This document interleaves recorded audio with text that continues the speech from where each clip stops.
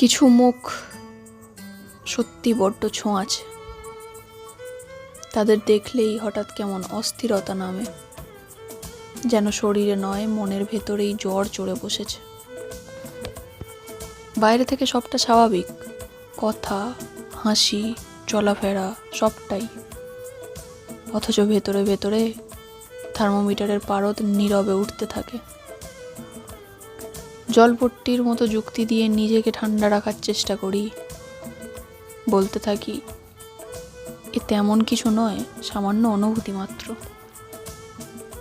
কিন্তু অনুভূতির তো নিজস্ব তাপ রয়েছে, সে চুপচাপ দগ্ধ করে, কাউকে জানায় না, তবু বদলে দেয় ভেতরের আবহাওয়া। আসলে কিছু মুখের দোষ নেই কোনো, তারা তো শুধু আসে, হয়তো তাকায়ও না, তবু তাদের উপস্থিতি এক অদৃশ্য স্পর্শ রেখে যায়, যার উত্তাপ অনেকক্ষণ ধরে থেকে যায় হৃদয়ের গভীরে।